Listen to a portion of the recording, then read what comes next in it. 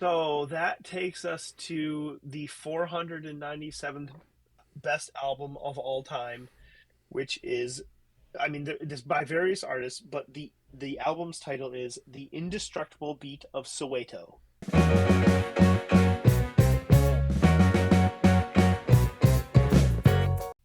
It was released as a compilation in 1985 by Earthworks Records, out of South Africa. Um, I mean, the other notes on this one, I mean, it's a debut, but again, this was the one of the first of its kind. Obviously, the music is not new. This was not the first recording or release of this music, but to bring it to a Western audience, from what I gather, this was the first time that it kind of crossed over into some mainstream. Again, I think the timeline here is interesting. I talk about that in some notes coming up. But 1985 is a big year for this kind of stuff. What were your thoughts on the Indestructible Beat of Soweto? Hey, it's Kyle. Just jumping in real quick to ask, do you approve this groove? Let us know in the comments. Give us a quick thumbs up, subscribe to the channel, and join the conversation. Off the bat, this is the kind of album that I wanted to do this listening project for, right? Like I had never heard of this before. This wasn't something that like I knew of, but just never got around to. I never heard of this album before, and probably would never have heard of it if not for listening through this list. So I was really eager to listen to it as something just entirely different from anything else that I ever would have listened to otherwise. And I ended up liking it. Um, there was a part of it that, and I keep comparing the things that I listen to the things that I've listened to recently as well. And there was a piece of this that kind of reminded me in a really weird way of that Suicide album, where Mm, there would be in these songs there would be some sort of melody that would repeat throughout the whole song. And usually it was like mm-hmm. it was a bass melody or just a low guitar melody that would repeat throughout the entire song. Whereas in the Suicide album, like it was just that, and it was droning and repetitive and awful. With this, it was what they built. Oh, my dog is coming in here. It like they built a song around those repeating melodies and made it interesting and fun to listen to. Um, Yeah, so yeah, which I think is just it's a characteristic of that genre. I mean, the style of music, right? Like, mhm. yeah, sometimes I have a problem with music like this and like reggae, in that, like you said, it is repetitive, or I don't know, some other like reggaeton stuff Mhm. like that. It's like this is the same drum beat, like, Mhm. and yep, there's the keyboards again, and yeah, okay. Um, but this had just enough to kind of keep my interest. You know Mhm. what I mean? I was interested in it. I know. One of my first thoughts, and again, this is my lack of exposure to it.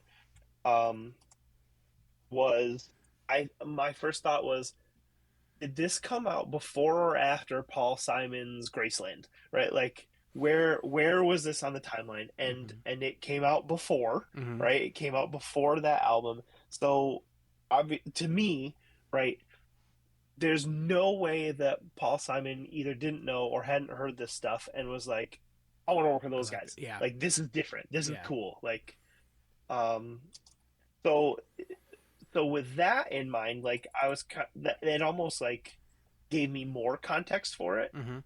Um, in that I was like, I could place it almost, like I have some knowledge of this sort of thing, even if it is only, you know, Lady Smith, Black Mambazo working with Paul Simon, Right. or like, okay, I got it. Um, some of the songs that stuck out to me in this one, um, was, I'm not even going to try to pronounce it, but the fourth track, like, my notes that like it just has this weird reverb to it, like the vocals were different in that Yeah. one, like they were playing through an effects pedal. You know what I mean? Mhm. Which is what a lot of I think producers, and you find a sound and you're playing with stuff and you find a sound like, oh, this is interesting, and then like you use that.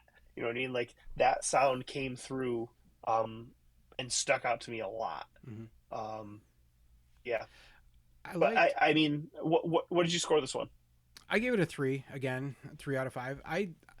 I liked how, to me, cohesiveness was actually a big factor for me in this album. The way it flowed from one song to another, because being various artists, like a compilation like this, it's got to be hard to put something together that flows in in a way that makes sense. But I feel like it did that while also providing some variety to the songs.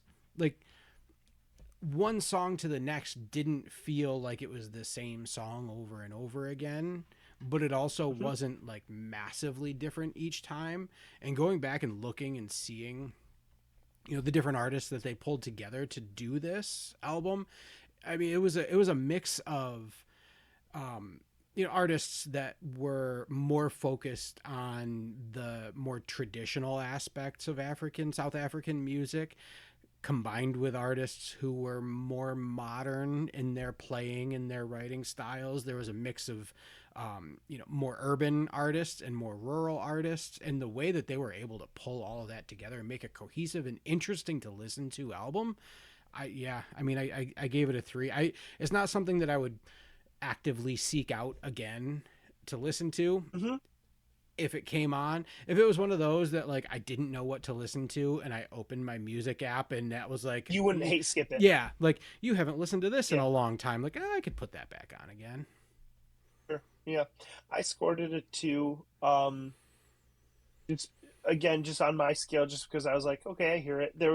This was one of those where, like again, even as a lyrics last kind of person, not having any lyrics to kind of like gravitate to really made it hard. Do I? And it's funny thinking about this. It made it hard for me to recognize like a clear song structure and follow it. Mm-hmm. So I was kind of like, it's almost like it was more abstract, kind of like just floating around. Yeah. Like this is just a soundscape. It was like a soundscape to me, Mm-hmm. which was enjoyable. But I like, I got it. Cool. Yeah. It was good. Mm-hmm. Um, but one of the things that we haven't talked about is the idea that these rankings, this is like basically the third iteration of the Rolling Stone rankings, right? Mm-hmm. And the first set of them came under fire almost immediately after they were published, for its lack of diversity and whitewashing music in general, um, and especially male fronted music or male produced music, male written music, that sort of thing.